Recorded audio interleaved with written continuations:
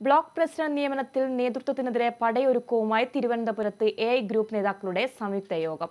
പുനഃസംഘടനയുള്ള പരാതി ഹൈക്കമാൻഡിനെ അറിയിക്കാനും ഒന്നിച്ചു നീങ്ങാനും യോഗത്തിൽ തീരുമാനമായി. കോൺഗ്രസിനകത്തെ പ്രശ്നങ്ങൾ പറഞ്ഞു തീർക്കുമെന്ന് KPCC പ്രസിഡന്റ് കെ സുധാകരൻ പറഞ്ഞു.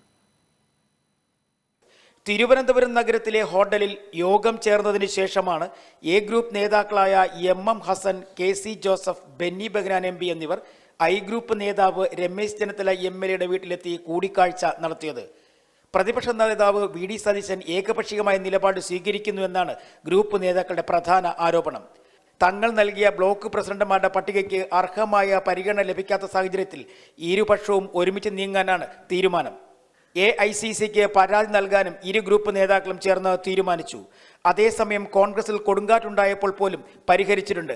പരാതി പരിഹരിക്കാൻ തയ്യാറാണെന്നും KPCC പ്രസിഡന്റ് കെ സുധാകരൻ പറഞ്ഞു. ആലോചനയൊക്കെ നടന്നു. ആലോചന ഇതുപോലെ കേരളത്തിലെ കോൺഗ്രസിന്റെ ചരിത്രത്തിൽ ജില്ലയിലും അതുപോലെ തന്നെ സംസ്ഥാന തലത്തിലും ഉപസമിതി വെച്ച് ചർച്ച നടത്തിയ ഒരു ചരിത്രം ഇന്ന് വരെ കോൺഗ്രസിന്റെ അകത്ത് ഉണ്ടായിട്ടില്ല. ആ പ്രൊപ്പോസൽസിന്റെ അകത്തുള്ള 85% ആണ് നമ്മൾ സെലക്ട് ചെയ്തത്. വളരെ വളരെ കുറവേ നമ്മൾ സ്വന്തമായി എടുത്തിട്ടുള്ള തീരുമാനം.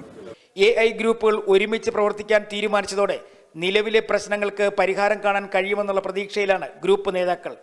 അതേസമയം ശ്രദ്ധയോടെയാണ് മറുപക്ഷം ഈ ഗ്രൂപ്പ് നേതാക്കളുടെ നീക്കത്തെ വിലയിരുത്തുന്നത്. Kerala vision news, Thiruvananthapuram.